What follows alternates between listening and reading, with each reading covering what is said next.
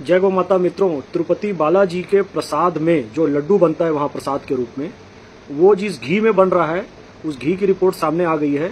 उसमें fish oil और beef fat है, यानी गाय की चर्बी है और फिश ऑयल है।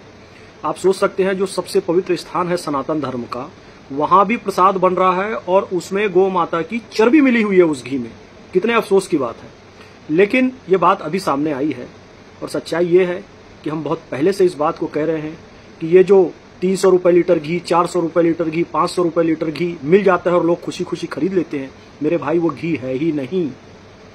कलंदर संगमरमर के मकानों में नहीं मिलता, कलंदर संगमरमर के मकानों में नहीं मिलता, ये असली घी है, मॉल की इन दुकानों में नहीं मिलता। मेरे भाई ये जो घी है ना, जिसको आप घी कह रहे हैं, ये हो क्या रहा है आपको पता है?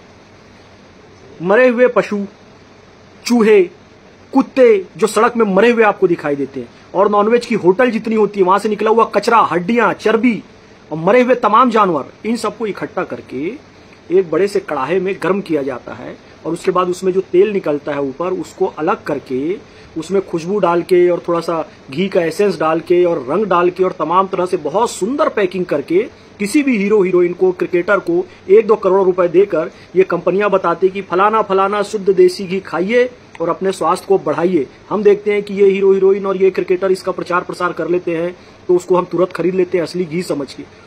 लेकिन आप इस बात को ध्यान में रखिए कि अभी मैंने देखा यही हीरो हीरोइन, इनके कारण जो बैटिंग ऐप होता है, अभी प्रतीक जी ने अपने शो में दिखाया न्यूज 18 में कि एक बच्चा यही शाहरुख और यही सचिन तेंदुलकर का विज्ञापन देखकर वो बैटिंग ऐप में टीम बनाओ करके वो जुआ खेलने लगा, 96 लाख की उधारी चढ़ गई, जालसाजी भी करने लगा। उसकी माता बात नहीं कर रही है, भाई बात नहीं कर रहा है, वो बच्चा रो रहा है और कह रहा है कि मैं सुसाइड कर लूंगा।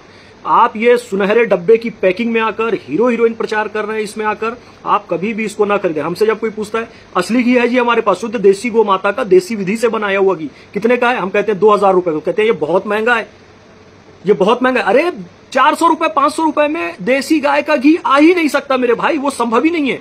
और बात किस कदर पहुंच चुकी है कि सनातन का प्रमुख स्थान तिरुपति बालाजी, वहां तक गाय की चर्बी वाला घी इस्तेमाल हो रहा है। आस्था ही पूरी समाप्त हो गई। स्थिति ये हो गई है, मैं आपको बताऊं, मतलब किस कदर नकली माल आ रहा है, ये मेरा प्रत्यक्ष अनुभव है। हमारे जो एडवोकेट है, एडवोकेट सिराज कुरैशी साहब, जो कि हमारे गौ सेवा का तमाम केस निःशुल्क लड़ते हैं, उनके साथ मैं एक कार्यक्रम में गया। वो कार्यक्रम था मिठाई बनाने वालों का, मिठाई बनाने वाले जो बड़े बड़े व्यापारी थे मिठाई नमकीन के, उनका था। वहां पे एक डिस्कशन था। आज मैं आपको बताऊंगा नहीं वो किस शहर की बात है और वो कौन लोग थे, लेकिन बहुत बड़े बड़े लोग थे वो। आपको पता है वो जो मिठाई एसोसिएशन वाले लोग थे, मिठाई बनाने वाले लोग थे, उनका क्या कहना था? ये जो मिठाई बनाने वाले बड़े बड़े व्यापारी थे, उनका क्या कहना था कि वकील साहब एक आप काम करवा दीजिए। कहे क्या काम करवा दें?